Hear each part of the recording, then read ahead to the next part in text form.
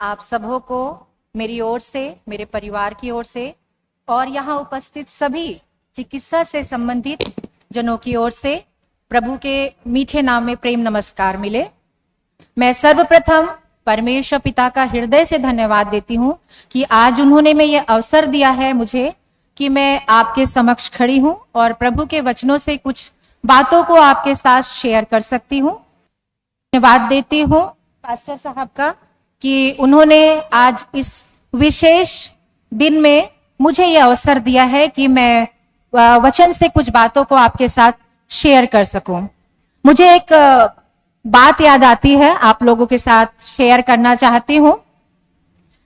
एक ब्रदर रहते हैं और उन्हें भी एक अवसर मिलता है कि वो भी प्रभु का प्रचार कर सके और उन्हें अवसर मिलता है और वो अपनी तैयारी करते हैं और बहुत अच्छी तैयारी करते हैं।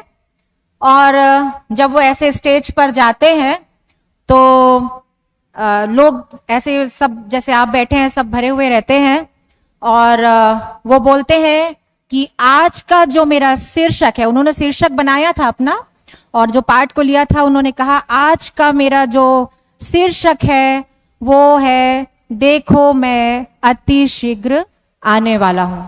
ऐसा वो 3 बार कहते हैं, सब तरफ देख के कहते हैं देखो मैं अति शीघ्र आने वाला हूं, देखो मैं अति शीघ्र आने वाला हूं, देखो मैं अति शीघ्र आने वाला हूं। सामने अम्मा जी बैठी हैं क्योंकि खचाखच भरा हुआ है और वो अम्मा जी के ऊपर धड़ाम से गिर जाते हैं। बोलते हैं अम्मा जी मुझे माफ कीजिएगा, मैं आपके ऊपर ऐसे गिर गया। तो अम्मा जी बोलती है बेटा मुझे माफ कर दे, तू तो बोल ही रहा था कि मैं अति शीघ्र आने वाला हूं, पर इतने शीघ्र आएगा ये मैं नहीं जानती थी। तो ऐसी नौबत ना आए करके हमें पास्टर जी के द्वारा पहले से ही अवगत करा दिया जाता है कि आज विशेष अवसर पर आपको प्रभु के वचन को लोगों के समक्ष रखना है। तो आइए हम अगुवाई के लिए एक छोटी सी प्रार्थना करेंगे।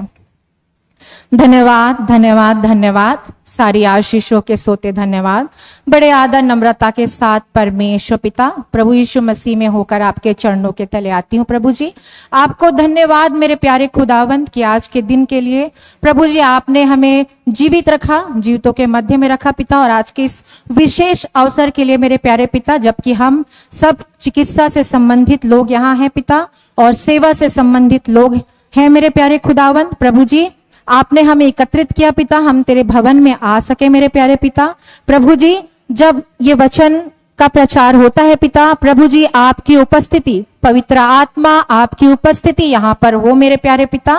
प्रभु जी प्रार्थना करती हूँ मेरे प्यारे पिता, मेरे जो शब्द हो मेरे प्यारे खुदावंत वो किसी के जीवन के लिए ठोकर का कारण ना बने मेरे प्यारे पिता, परंतु आशीष का कारण हो, आत्मिक उन्नति का कारण बने मेरे प्यारे पिता। आगे के हर भाग को मेरे प्यारे पिता आपके आशीष भरे हाथों में सौंपती हूँ। पवित्र आत्मा आपकी उपस्थिति यहाँ रहे, मेरी सहायता कर मेरे प्यारे पिता, आपके मधुर और मीठे नाम से आमीन। जिस प्रकार अभी आराधना पाठ के लिए पढ़ा गया, आज जो वचन मैंने चुना है वो पाया जाता है यहेजकेल उसका 37वां अध्याय पद 1 से लेकर 14 तक। और मेरे ख्याल से इसमें मैक्सिमम लोग इस अध्याय से अवगत हैं, मैक्सिमम लोग इस अध्याय को पढ़ चुके हैं। जब भी हम किसी अध्याय को पढ़ते हैं मेरे प्रियो, तो किसी पुस्तक को पढ़ते हैं तो यह अच्छा होता है कि हम उसके परिचय को जाने, थोड़ा सा उसकी पृष्ठभूमि जाने। तो मैं इसके बारे में, यहेजकेल की पुस्तक के बारे में आपको कुछ थोड़ा छोटा सा परिचय देती हूँ। जैसे कि ये यहेजकेल की पुस्तक है और ये 5 बड़ी भविष्यद्वक्ताओं की पुस्तकों में से एक पुस्तक है। और यहेजकेल का जो अर्थ होता है वो है परमेश्वर बल देता है, बलवंत करता है। जब नबूकदनेस्सर राजा ने, जो कि बेबीलोन का राजा था, उसने मिस्र के खिलाफ एक बहुत ही प्रसिद्ध युद्ध को जीत लिया, तो जो यहूदा है वो भी उसकी बंधुआई में आ गया।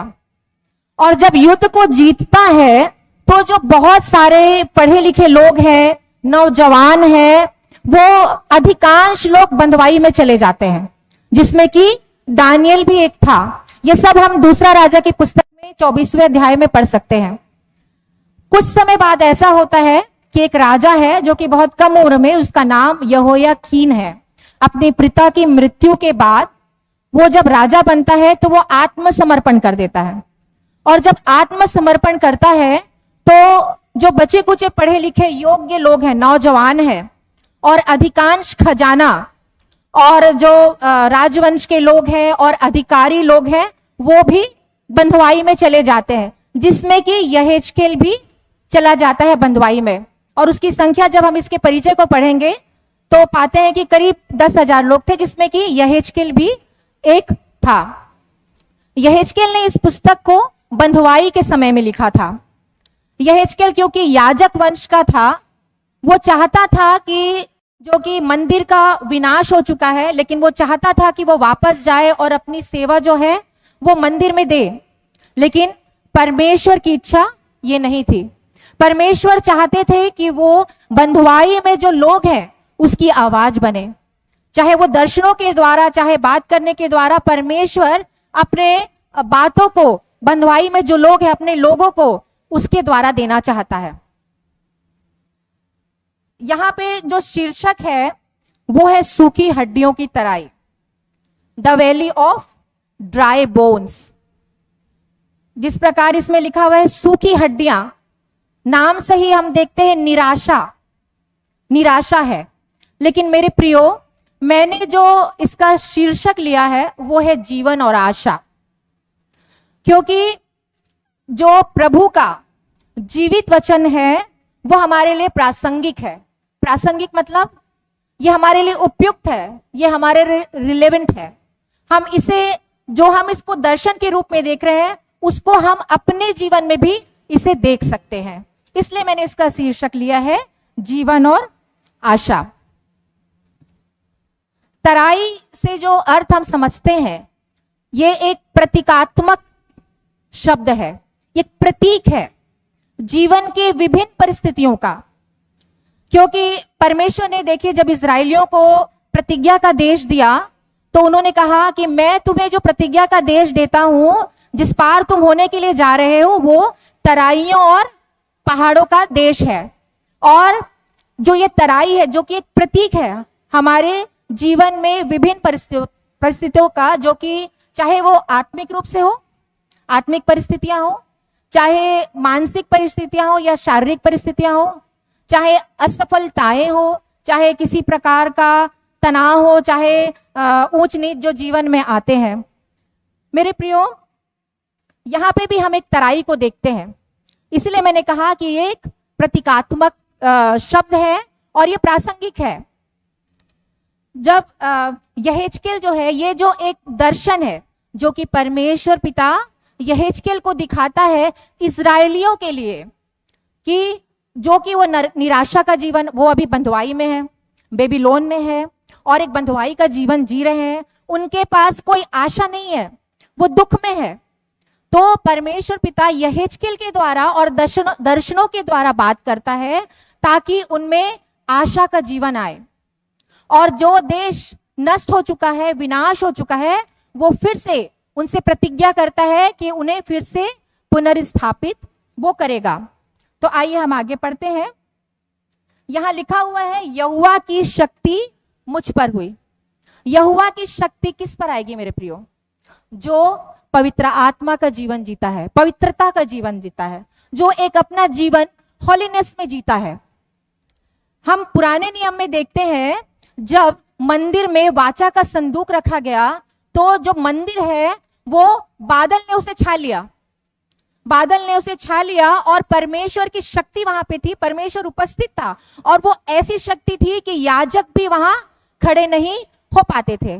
लेकिन यहाँ पे हम देखते हैं कुछ ऐसी स्थिति है, यहाँ पे ऐसा प्रतीत होता है जैसे कि परमेश्वर की जो आत्मा है वो आप मंदिर में वास नहीं करती। अब जो उसका प्रकटीकरण है वो अपने भविष्यवक्ताओं के द्वारा हो रहा है। और देखते हैं हम आगे कि जब यहोवा की शक्ति यहेजकेल पर हुई तो वो शक्ति से भर गया। और शक्ति से भरने के लिए उसको खुद भी तो वचनबद्ध होना चाहिए था। मैं एक एग्जाम्पल दूंगी, बाइबल से हटकर है, कि एक गुरु है और उस गुरु के पास माता आती है, अपने बेटे को लेके आती है। वो बोलती है, गुरुजी ये बहुत अत्यधिक गुड़ खाता है, इसके लिए कुछ उपाय बताइए। ठीक है, गुरुजी सुनते हैं और बोलते हैं, ठीक है तुम 21 दिन के बाद आना। वो 21 दिन के बाद आती है ये सोच के कि गुरुजी मेरे को कुछ उपाय बताएंगे, इसका सॉल्यूशन हो जाएगा। वो 21 दिन के बाद आती है, गुरुजी को बोलती है, आपने मुझे 21 दिन के बाद तो बुलाया था, मैं आ गई, अब मुझे कुछ उपाय बताइए। तो बोला, गुरुजी बोलते हैं कि बेटा अत्यधिक गुड़ मत खाना। तो माता जी बोलती है, यही बात तो आप 21 दिन पहले मेरे को बोल सकते थे, 21 दिन का क्यों इंतजार करवाया। तो वो बोले, 21 दिन पहले तक तो मैं खुद ही इतना गुड़ खाता था, मैं इतना गुड़ खाता था तो मैं तुमको क्या सलाह देता। इसलिए मेरे प्रियो, यहाँ पे हम यहेजकेल की भी वचनबद्धता को देखते हैं। जब हम उसके 3रे अध्याय में देखेंगे यहेजकेल में, तो परमेश्वर कहता है कि तू अपना हाथ बढ़ा, और उसे वचन देता है, एक पुस्तक देता है और कहता है कि तू इसे खा जा। और वो उस पुस्तक को खा जाता है और वो वचन से भर जाता है, और वो कहता है कि तेरे वचन मेरे मुंह में मधु से भी मीठे हैं। यहाँ पे यहेजकेल जो है वचनबद्धता, पहले परमेश्वर के लोगों को जो बंधुआई में है, जो कि निराशा का जीवन जी रहे हैं, उनको प्रभु परमेश्वर का वचन सुनाने के लिए वो पहले अपने आप को वचनबद्ध करता है, पहले वो कमिटेड होता है, उसके बाद वो अपने वचन को परमेश्वर के लोगों के सामने रखता है। आगे हम देखते हैं कि परमेश्वर की जो आत्मा है वो यहेजकेल को उस तराई में लेके जाती है और घुमाती है, और वहां सूखी हड्डियां पड़ी हुई हैं। और एक प्रश्न परमेश्वर पूछता है कि हे मनुष्य की संतान, तू बता कि क्या ये सूखी हड्डियां जी सकती हैं। यहेजकेल अगर मनुष्य के दृष्टिकोण से इस बात को देखेगा तो ये पॉसिबल है नहीं। मनुष्य का दृष्टिकोण जो है उसके हिसाब से तो ये बिल्कुल भी असंभव है कि सूखी हड्डियों में जान आ जाए, क्योंकि उसका अब वो आत्मा से भरा हुआ है, उसमें प्रभु की शक्ति है। तो वो यहाँ पे अपनी बुद्धि नहीं लगाता, अपनी समझ नहीं लगा रहा है। वो कहता है, परमेश्वर की गरिमा को रखता है और बोलता है कि हे परमेश्वर, तू ही जानता है और तू ही बता, क्योंकि कि ये हड्डियां जी सकती हैं या नहीं जी सकती। क्योंकि उसे विश्वास था, क्योंकि परमेश्वर चाहे तो सूखी हड्डियों में भी वो जान ला सकता है। इसलिए वो कहता है परमेश्वर की शक्ति से भरकर कि प्रभु तू ही जानता है और तू ही बता कि ये हड्डी जी सकती है कि नहीं जी सकती है। आगे देखिए, वहां लिखा हुआ है कि तब उसने मुझसे कहा, इन हड्डियों से भविष्यवाणी करके कह कि हे सूखी हड्डियों, यहोवा का वचन सुनो। अगर मैं इसको थोड़ा सा उल्टा बोलूं तो ऐसे बोल सकती हूं कि हड्डियां इसलिए सूख गई हैं क्योंकि वचन नहीं सुना। मेरे साथ निकाल लीजिए मत्ती उसका 23 अध्याय पद 27। वहां इस प्रकार से लिखा हुआ है, मत्ती 23 पद 27, हे कपटी शास्त्रियों और फरीसियों, तुम पर हाय, तुम चुना फिरी हुई कब्रों के समान हो, जो ऊपर से सुंदर तो दिखाई देती है परंतु भीतर मुर्दों की हड्डियों और सब प्रकार की मलिनता से भरी हुई है। यहूदी जो थे, अगर कब्र को, ऐसी उनकी मान्यता थी कि अगर वो कब्र को छू लेते थे, स्पर्श कर लेते थे, तो वो कुछ दिनों के लिए अशुद्ध अपने आप को समझते थे। इसलिए वो क्या करते थे, कब्रों में चूना फेरते थे, और चूना फेरने से वो सुंदर दिखाई देती है। यहाँ पे प्रभु यीशु मसीह जो कब्र की तुलना और सूखी जो हड्डियों की तुलना, जो मलिनता से भरी, उसकी जो तुलना है वो शास्त्री और फरीसियों से करते हैं। मेरे प्रियो, मनुष्य का जीवन भी ऐसा ही है। अगर मनुष्य के जीवन में परमेश्वर का वचन नहीं है, अगर मनुष्य परमेश्वर का जीवित वचन नहीं सुनता, तो उसका भी जीवन एक कब्र के ही समान है, जो कि ऊपर से बहुत सुंदर तो दिखाई देती है लेकिन उसके अंदर मलिनता है और उसकी हड्डियां जो है वो सूखी हुई है। नीति वचन में लिखा हुआ है कि मन का जो आनंद है वो एक अच्छी औषधि है, लेकिन मन के टूटने से हड्डियां सूख जाती है। मेरे प्रियो, विश्वास सुनने से और सुनना मसीह के वचन से होता है, इसलिए हमें वचन को सुनना है। जब हम बीज बोने वाले का दृष्टांत को सुनते हैं तो हम समझते हैं कि जो वचन जो है, जो बीज जो है अच्छी भूमि पर गिरा तो वो 100 गुना और 60 गुना फल लेकर आया। कैसे फल आता है? खेत में जो किसान है बीज को ऐसे फेंक देता है और अच्छा फल आ जाता है, अच्छी उपज हो जाती है? ऐसे नहीं होती है। उसके लिए किसान जो है बहुत मेहनत करता है, ऊंट कटारों को निकालता है, घास फूस को निकालता है, हल चलाता है, वर्षा बीज बोता है, वर्षा का इंतजार करता है, कोड़ा लगाता है, थरहा देता है, रोपा देता है, पानी आता है, उसके बाद जाके एक अच्छा फल उस भूमि पर आता है। किसान मेहनत करता है।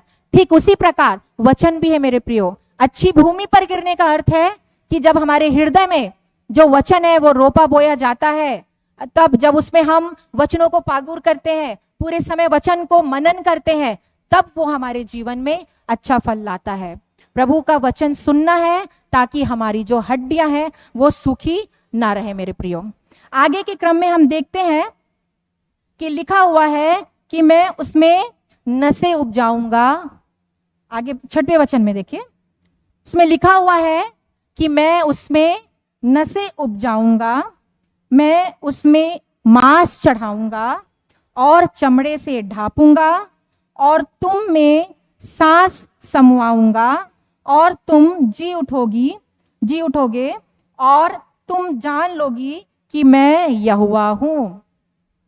परमेश्वर बड़े ही क्रमबद्ध तरीके से मनुष्य की संरचना को बता रहे हैं।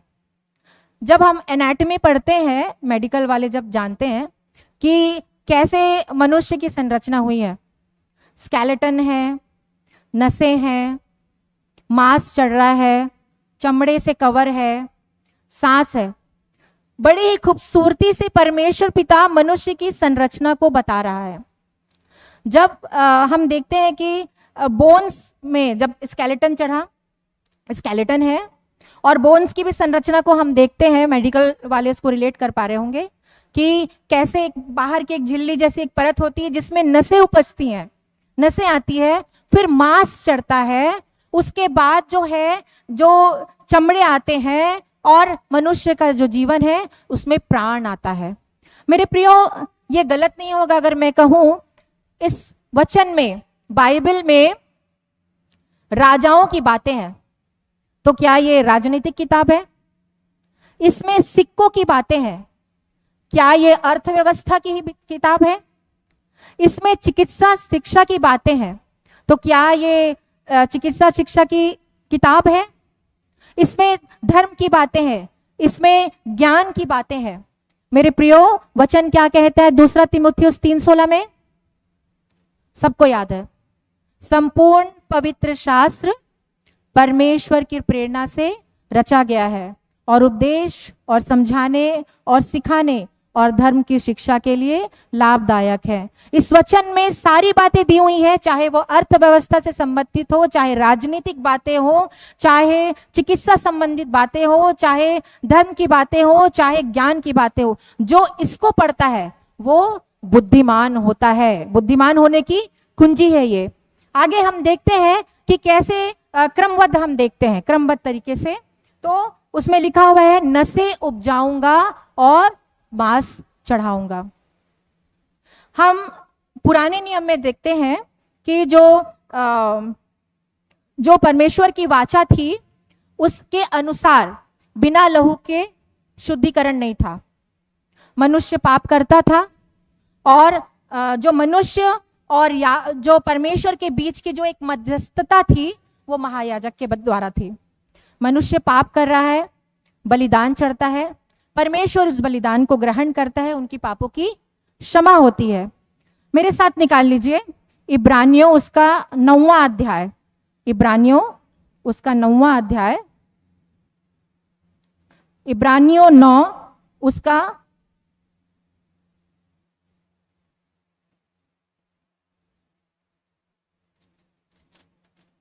पद 12, 9-12, उसमें इस प्रकार से लिखा हुआ है, और बकरों और बछड़ों के लहू के द्वारा नहीं, पर अपने ही लहू के द्वारा एक ही बार पवित्र स्थान में प्रवेश किया और अनंत छुटकारा प्राप्त किया। मेरे प्रियो, यहां पे हम देखते हैं कि पुरानी वाचा के अनुसार जो है मध्यस्थता महायाजक करता है और उसका बकरे निर्दोष मेमने के लहू, उसके बछड़े के लहू के द्वारा पापों की क्षमा होती है। लेकिन नए नियम में हम देखते हैं कि एक निर्दोष मेमना जो कि हमारा प्रभु यीशु मसीह है, उसके लहू के द्वारा और उसके देह के बलिदान के द्वारा हमारे पापों की क्षमा हुई है। और कहता है एक ही बार। मनुष्य पुराने वाचा के में जब हम देखते हैं वो हर वर्ष ये होता था, पाप करता है बलिदान चढ़ाता है, पाप करता है बलिदान चढ़ाता है, ये हर वर्ष हो रहा है और यही प्रक्रिया हर वर्ष फॉलो होती जाती है। लेकिन नए नियम में लिखा हुआ है कि एक ही बार उसने उस पवित्र स्थान में प्रवेश किया, अर्थात प्रभु यीशु मसीह ने अपने देह को बलिदान किया और अपने लहू के द्वारा एक बार बलिदान हुआ और उस परमेश्वर पिता के दाहिने हाथ में जा बैठा है। प्रभु यीशु मसीह कहता है, मैं इस व्यवस्था को लोप करने नहीं परंतु पूरा करने के लिए आया हूं। और अगर परमेश्वर का वचन हमें तब भी देगा जब हम अपने हृदय को नम्र करेंगे, क्योंकि जो यहेजकेल में ही हम देखते हैं उसके 36 अध्याय में लिखा हुआ है कि मैं तुम्हारे अंदर पत्थर का हृदय निकालकर मांस का हृदय भरूंगा। आगे के क्रम को हम देखते हैं, उसमें लिखा हुआ है कि मैं तुम्हें चमड़े से ढापूंगा। जो चमड़ा है, स्किन है, is the largest organ of our body. वो हमारे पूरे शरीर को कवर करता है और उसका एक ये भी काम है प्रोटेक्शन का काम।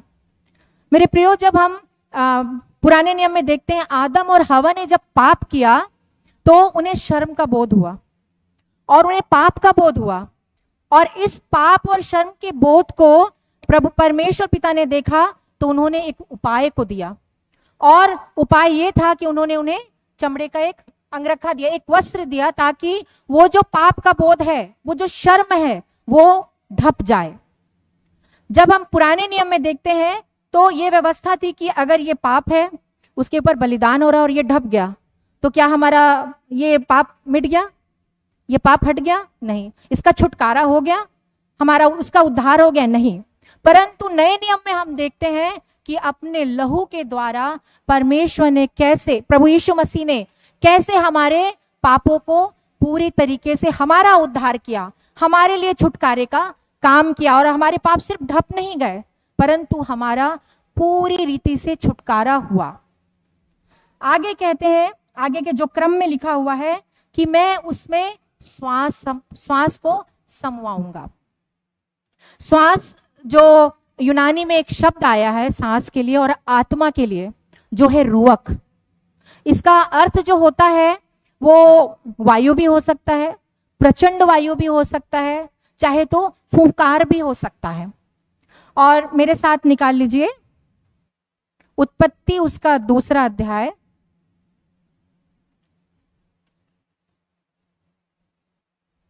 उत्पत्ति उसका 2 अध्याय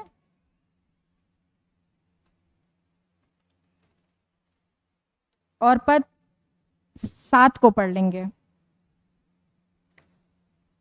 तब यहोवा परमेश्वर ने आदम को भूमि की मिट्टी से रचा और उसने नथनों में जीवन का श्वास फूंक दिया और आदम जीवता प्राणी बन गया।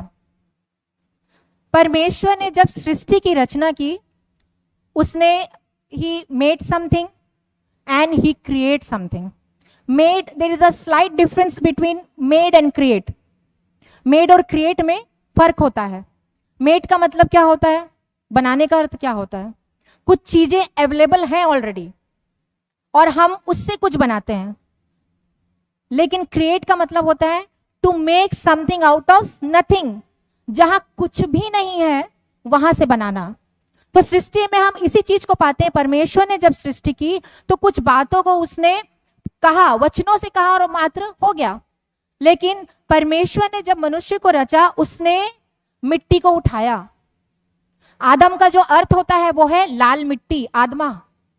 आदम को मिट्टी को उठाया और एक आकार दिया, आदम को एक आकार दिया, लेकिन उसमें श्वास नहीं थी। परमेश्वर ने उसके नथनों में श्वास को फूंका तो जो आदम है वो जीवित प्राणी बन गया। जब परमेश्वर की आत्मा हमारे अंदर आती है और वास करती है तो वो हमारे देह में और हमारे प्राण में अधिकार करता है। इसलिए अब उसकी आत्मा को हमें निमंत्रण देना है।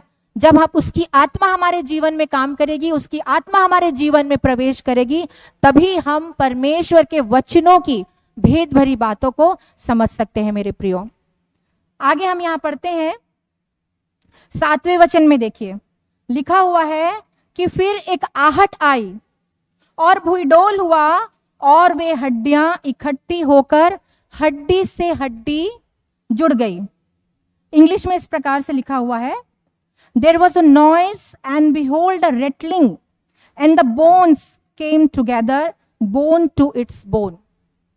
और ये जब भविष्यवाणी कर रहा था यहेजकेल, तो वो सुनता है कि एक भूइडोल हुआ, एक आहट हुई, एक साउंड, रेटलिंग वर्ड लिखा हुआ है, जो हड्डियों के घर्षण से जो साउंड होता है, जो आवाज आती है, वो आवाज आई उसको, और जो हड्डियां हैं वो अपने अपने आकार के द्वारा, अपने अपने आकार के अनुसार जुड़ने लगी, और जुड़कर वो परमेश्वर की एक बड़ी सेना बन गई, जिसमें परमेश्वर ने फिर उसने देखा कि परमेश्वर की सेना बन गई, उसमें नसें उपजने लगी, हड्डियां खड़ी हुई, नसें उपज गई, मांस चढ़ गया, चमड़े चढ़ गए, और परमेश्वर ने उसमें अपना श्वास दिया और उसमें आत्मा समा गई। मेरे प्रियो, क्योंकि वचन प्रासंगिक है, हम इस वचन को अपने लिए भी, अपने जीवन में भी देख सकते हैं। ये दर्शन है यहेजकेल को परमेश्वर ने दिया था कि कैसे वो अपने निराशा में पड़े लोगों को, जिनके पास कोई आशा नहीं है, जो बंधुआई में जा चुके हैं, आशाहीन है, उनको एक आशा का वचन देता है, उनको एक जीवन का वचन देता है, और उनसे प्रतिज्ञा करता है कि मैं तुम्हें अपना वचन सुनाऊंगा। 14 पद में देख सकते हैं, मैं अपना वचन सुनाऊंगा, मैं तुम्हें अपनी आत्मा दूंगा, और तुम जो निर्वासित हो, तुम जो अपने देश से निकाले गए हो, मैं पुनः तुम्हें अपने देश में, जो कि प्रतिज्ञा का देश है, तुम्हें वापस लेकर आऊंगा। मेरे प्रियो, यही चीज हम अपने जीवन में देख सकते हैं कि परमेश्वर हमारे जीवन में भी यही प्रतिज्ञा करता है, और प्रतिज्ञा करता है कि जो हड्डियां वचन नहीं सुनने से सूख गई हैं, वो हड्डियों में परमेश्वर जो है वो जान लाएंगे, क्योंकि उसमें वचन नहीं है, परमेश्वर उसमें जान लाएंगे, और उसमें नसें उपजेंगी, और उसमें मांस चढ़ेगा, और वो चमड़े से ढप जाएगा, और वो जीवित प्राणी बनेगा, और उसका वचन जो है हमारे जीवन में कार्य करेगा, और ये हम जान लेंगे कि उसी के लहू से और उसी के देह के द्वारा हमारा छुटकारा हुआ है, किसी और के द्वारा नहीं। और हमारे जो पाप हैं जो है वो किसी ढांपे नहीं गए, मात्र ढांपे नहीं गए हैं, परंतु हम उस पाप से पूर्ण तरीके से हमारा छुटकारा हुआ है, और हम छुड़ाए गए हैं उन पापों के द्वारा, पापों से। हम इस सेवा के कार्य में है मेरे प्रियो। प्रभु यीशु मसीह जब इस दुनिया में आए, वो एक उदाहरण बने, एग्जाम्पल बने कि हम कैसे, उन्होंने पहले करके दिखाया, सब कुछ करके दिखाया, और ताकि हम उनके जीवन से सीखे, उनने जो किया हम देखें कि उनने कैसे अपनी सेवकाई को किया। क्योंकि हम सेवा के कार्य में मेरे प्रियो, तो हम प्रभु यीशु मसीह के और किसी को ना देखें, परंतु प्रभु यीशु मसीह के जीवन को देखें। जब वो सेवकाई में जाते हैं, जब अपने सेवा के कार्य को उन्होंने प्रारंभ किया, उन्होंने प्रार्थना की, उपवास किया, और मेरे प्रियो प्रार्थना और उपवास के साथ, वचन के साथ, परमेश्वर की आत्मा से पूर्ण होकर अपने सेवा के कार्य को किया। तो ये हम अपने जीवन में भी अपनाएं, उसी उदाहरण को देखें, किसी को नहीं देखें परंतु प्रभु यीशु मसीह को अपने उनके जीवन को देखें कि उन्होंने अपने सेवा के कार्य को किस प्रकार से प्रारंभ किया। तो हम भी अपने सेवा के कार्य में प्रतिदिन जाते हैं और अपनी सेवा को अलग अलग क्षेत्रों में देते हैं। तो हम प्रभु यीशु मसीह से क्या सीखते हैं कि उन्होंने जैसा किया हम भी अपने सेवा के कार्य को वैसा ही करें। उनका वचन हमारे जीवन में हो ताकि हमारी जो हड्डियां हैं वो कभी भी सूखी ना हो परंतु आनंद से भरी रहे, और हम उसके वचन के द्वारा, प्रार्थना के द्वारा हम और उसकी आत्मा के में भरकर अपने इस सेवा के कार्य को कर सके। इन वचनों के द्वारा प्रभु बहुतायत की आशीष दे। आइए हम छोटी सी प्रार्थना करें। धन्यवाद धन्यवाद धन्यवाद, सारी आशीषों के सोते धन्यवाद। प्रभु जी आपको धन्यवाद देती हूँ कि आपने मेरी सहायता और मदद की पिता, कि मैं आपके वचनों को मेरे प्यारे खुदावन सबों के समक्ष रख पाई। मेरे प्यारे पिता, प्रभु जी हम सब इन वचनों के द्वारा पिता आशीषित हो पिता, यही आपसे मांगती हूँ। आगे के हर कार्य को आपके आशीष भरे हाथों में सौंपती हूँ। इस छोटी सी दुआ को सुने और ग्रहण करें। आमीन।